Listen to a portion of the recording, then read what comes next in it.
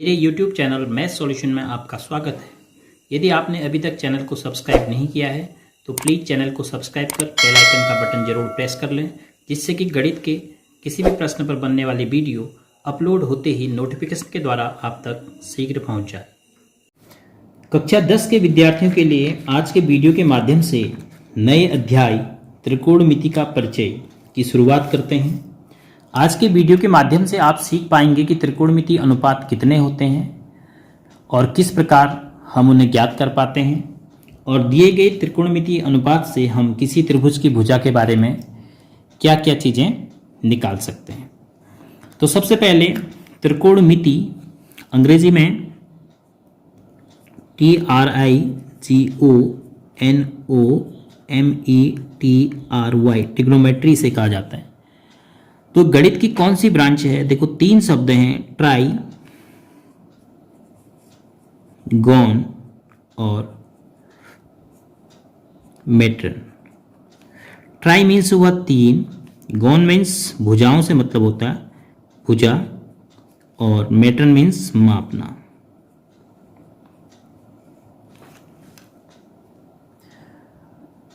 तो त्रिभुज की तीन भुजाओं की माप से संबंधित गणित की शाखा, जिसमें हम भुजाओं का कोणों के साथ संबंध पर भी चर्चा करते हैं, उस गणित की शाखा को हम कहते हैं त्रिकोणमिति, ट्रिग्नोमेट्री।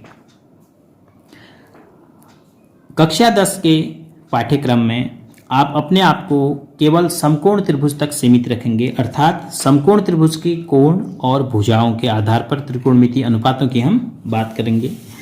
तो समकोण त्रिभुज में तीन भुजाएं होती हैं और उन तीनों भुजाओं का हम नाम दे सकते हैं।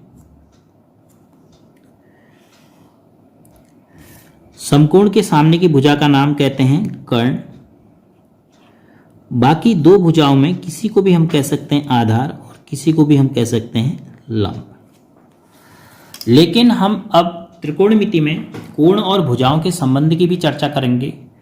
तो किसी भी कोण के सापेक्ष भुजा का क्या नाम होगा, सबसे पहले आपको वो सीखना है। अगर कोण सी की बात करेंगे आप, तो कोण सी के लिए भुजाओं के नाम क्या क्या होंगे? कोण सी के लिए कितनी भुजाएं हैं? तीन भुजाएं हैं। एक है BC, एक है AB और एक है AC। अब आप सी कोण को देखेंगे तो सबसे बड़ी भुजा तो कर्ण है, तो AC कर्ण बना रहेगा। कोण सी के सापेक्ष भी कर्ण नहीं बदलेगा, कर्ण किसी भी कोण के सापेक्ष। एक कोण 90 अंश है, तो बाकी दो न्यून कोण के सापेक्ष हम भुजाओं की बात कर रहे हैं। तो कोण सी के लिए BC को हम क्या कहेंगे और AB को क्या कहेंगे? BC क्या है? सी के साथ लगी हुई भुजा है, यानी हम इसको संलग्न भुजा भी कहते हैं और आधार भी हम इसको कह सकते हैं। संलग्न भुजा या फिर हम इसको कहेंगे आधार। लेकिन ये ध्यान रखना है, किसके लिए? कोण सी के लिए। और सी के लिए AB को हम कहेंगे, AB सी के ठीक सामने है, इसलिए हम इसका नाम कहेंगे सम्मुख भुजा।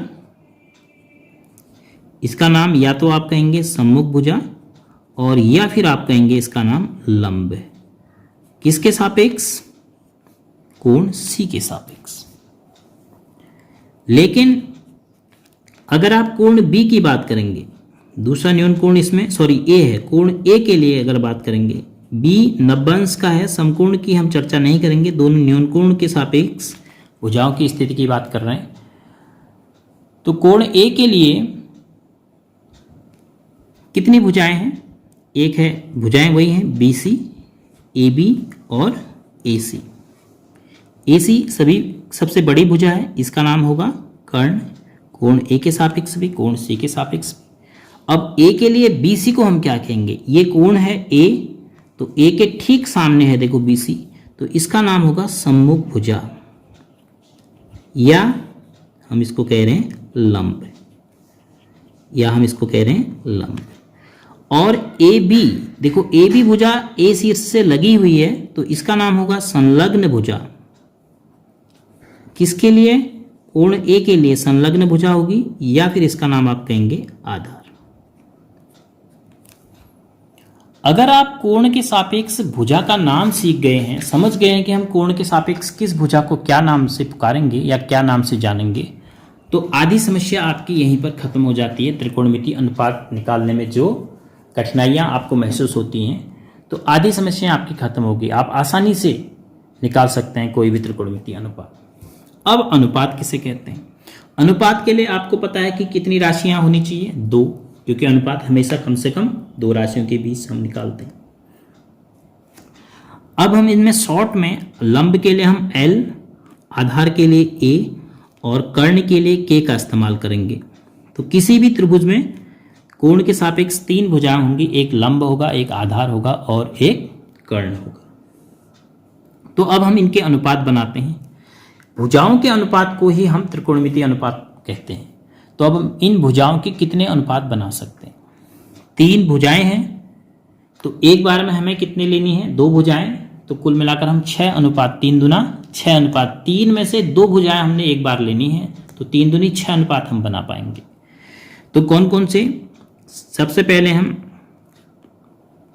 देखो लंब के लिए के लिख लेते हैं, तो L अनुपात के हो गया है। फिर उसके बाद इसके लिए हम बट्टे में के लिख लेते हैं। फिर एक बार इसके लिए बट्टे में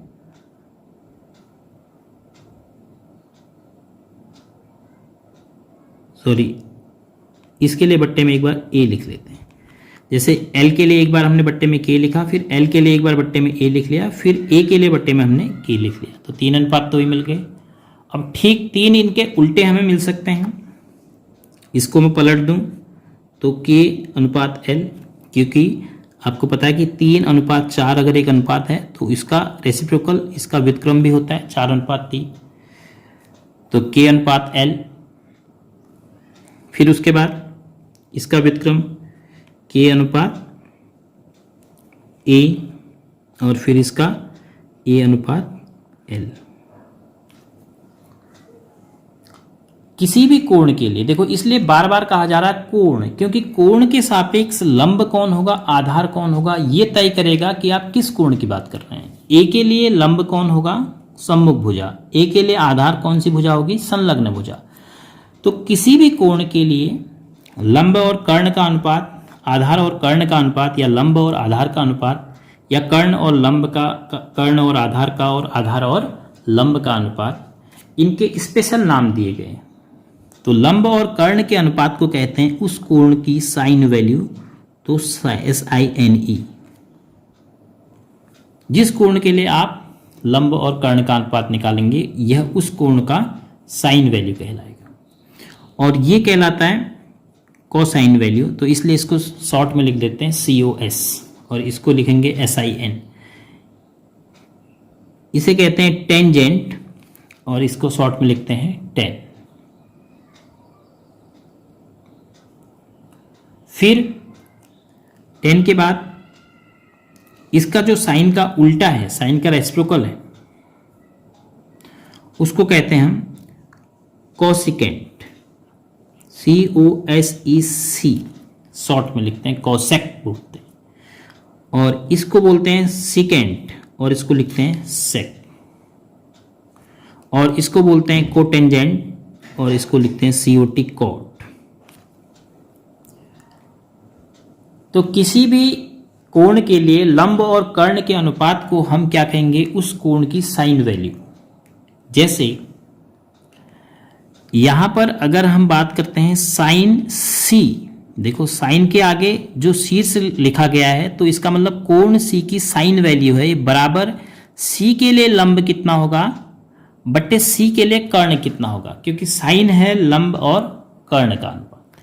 तो साइन C बराबर L बट्टे K होगा। अब आपने C के लिए L देखना पड़ेगा। कोण C के लिए लंब है AB बट्टे कर्ण है AC।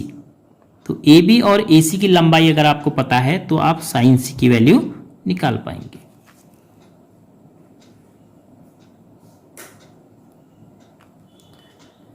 तो इसको शॉर्ट में आपने इस प्रकार से याद रखना है, लाल बट्टे कक्का। देखो LAL बट्टे KKA, और कभी कका बट्टे लाल, KKA बट्टे LAL। तो काफी आसान हो जाएगा। और इसको ऐसे याद रखना है, साइन कॉस टेन, और इस साइन का रेसिप्रोकल, ये कॉस का और ये टेन का। पहले आपने याद रखना क्या, साइन कॉस और टेन। किसी भी कोण की साइन वैल्यू के लिए लंब बट्टे कर्ण निकालेंगे, कॉस के लिए आधार बट्टे कर्ण निकालेंगे, टेन के लिए लंब बट्टे आधार निकालेंगे उस कोण के सापेक्ष। और कॉसिकेंट के लिए, कॉसेक हम जिसे कह रहे हैं, उसके लिए साइन का उल्टा कर देंगे, कर्ण बट्टे लंब। सेक के लिए कॉस का उल्टा कर देंगे, आधार बट्टे कर्ण। और कॉट के लिए कोटेंजेंट हम इसको कहेंगे, टेन का उल्टा कर देंगे, ए बट्टे एल।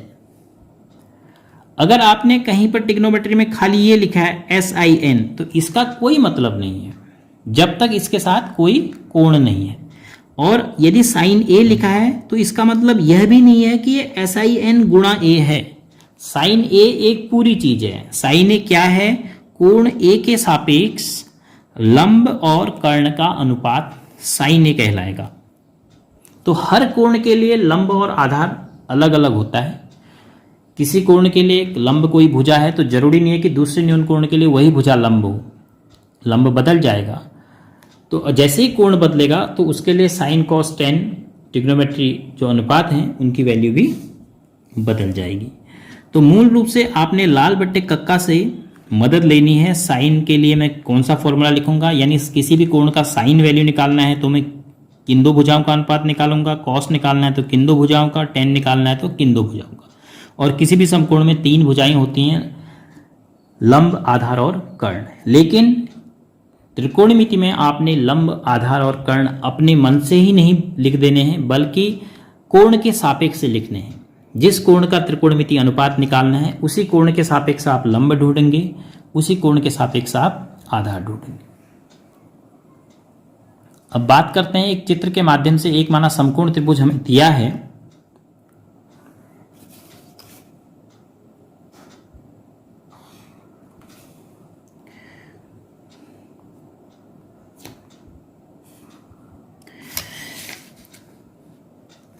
इसकी हमें दो भुजाएं दी हैं।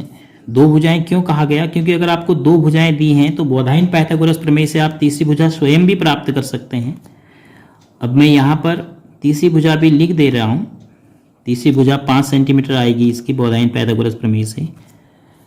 तो इस त्रिभुज के आधार पर माना हमें कुछ त्रिकोणमितीय अनुपातों के मान निकालने, जैसे हमें निकालना है साइन R। तो सबसे पहले साइन के लिए हमने लिखना है, साइन की क्या होता है, लंब बट्टे कर्ण होता है, बराबर R के लिए लंब और R के लिए अब कर्ण ढूंढेंगे आप चित्र से। ये है R के लिए लंब है सम्मुख PQ बट्टे कर्ण है PR। तो PQ का मान है 4 बट्टे K का मान है 5। अब देखो चूंकि ये अनुपात है इसके लिए इसका कोई मात्रक नहीं होगा, क्योंकि ऊपर भी सेंटीमीटर नीचे भी सेंटीमीटर, सेंटीमीटर सेंटीमीटर कैंसिल, तो शुद्ध अनुपात है, तो इनका कोई भी मात्रक नहीं होगा। तो साइन R का मान 4/5, ऐसा नहीं कि 4/5 अंश सेंटीमीटर मीटर, ऐसा कुछ नहीं होगा, क्योंकि ये सब अनुपात हैं और अनुपात का कोई मात्रक नहीं होता।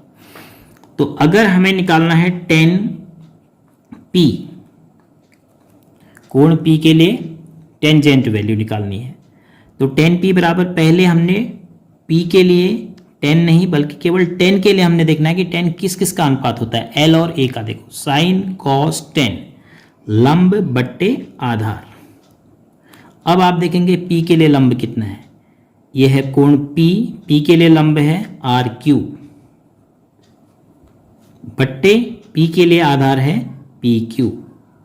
लंब और कर्ण के बाद जो तीसरी भुजा बचेगी वो उस कोण की आधार ही होगी। तो कितना बचा, 3/4। तो ये वैल्यू आई साइन R की और ये वैल्यू आई 10P की। तो किसी भी कोण के लिए किसी त्रिकोणमिति का अनुपात अगर हमें निकालना है तो हमें त्रिभुज की 3 भुजाएं पता हैं। अगर 2 भुजाएं भी पता है तो तीसरी हम स्वयं ज्ञात कर सकते हैं। तो त्रिभुज की 3 भुजाएं पता चल जाती हैं तो हम किसी भी कोण का फिर त्रिकोणमितीय अनुपात निकाल सकते हैं। अब कहीं कहीं पर माना किसी कोण का नाम इस प्रकार से आपको दिया होगा थीटा, इसको आप पढ़ेंगे थीटा, और आपसे कह दिया कि कॉस थीटा का मान बताओ, तो अब आप कहोगे ये तो थीटा लिखा है, तो थीटा का मतलब जिस सिरे पर कोण का नाम थीटा दे रखा है तो आपने कॉस आर का मान निकालना है। तो कॉस थीटा और कॉस आर एक ही बात है। तो कॉस थीटा बराबर, कॉस के लिए क्या सूत्र लगेगा, आधार बट्टे कर्ण। अब थीटा के लिए आधार क्या है, थीटा ये है, थीटा के लिए आधार है आर क्यूब बट्टे कर्ण है पी आर, तो बराबर कितना हो जाएगा 3/5। तो कोई भी त्रिकोणमिति अनुपात आप निकाल सकते हैं यदि आपको ये लाल बट्टे कक्का ये याद रहता है। इसको आप एक दो बार लिख के प्रैक्टिस कीजिए और साइन कॉस 10 बोलिए, साइन कॉस 10, साइन कॉस 10, इसका उल्टा cosec sec cot, cosec sec cot, sine का उल्टा कॉसेक, सेक कॉस का उल्टा सेक, 10 का उल्टा कॉट, और ये शॉर्ट फॉर्म है। और प्रत्येक त्रिकोणमिति अनुपात को लिखने में इस बात का आप ध्यान रखेंगे, कुछ बच्चे ऐसे लिख देते हैं बाद में SIN या C बड़ा बना देंगे, तो इसमें प्रत्येक अक्षर स्मॉल लेटर है, 10 भी है तो T स्मॉल लिखा जाएगा, S साइन का S स्मॉल लिखा जाएगा, इस बात का ध्यान रखना है। ऐसा नहीं कि आपने S कैपिटल बना दिया अपने मन से, C कैपिटल बना दिया तो उसको गलत माना जाएगा। तो मैं आशा करता हूं कि इस वीडियो के माध्यम से आप ये समझ पाए होंगे कि त्रिकोणमितीय अनुपात किसे कहते हैं। त्रिकोणमितीय अनुपात क्या है, एक त्रिभुज में भुजाओं के अनुपात को ही त्रिकोणमितीय अनुपात कह देते हैं हम। बस ये ध्यान रखते हैं कि किस कोण के सापेक्ष हम अनुपात की बात कर रहे हैं। वह है अनुपात जो है लंब और आधार का है कि आधार और कर्ण का है या कर्ण और आधार का है। तो जो कर्ण, लंब और आधार हम कह रहे हैं वो किस कोण के सापेक्ष कह रहे हैं, ये ध्यान रखना है। उस कोण का कौन सा त्रिकोणमितीय अनुपात होगा, वो साइन होगा, कॉस होगा या टेन होगा, तो उस आधार पर हमें पता चल जाता है। तो आशा करता हूं कि आप त्रिकोणमितीय अनुपात को समझ गए होंगे, और यदि किसी त्रिभुज की दो भुजाएं दी हैं तो आप किसी भी न्यून कोण के लिए त्रिकोणमितीय अनुपात ज्ञात कर पाएंगे।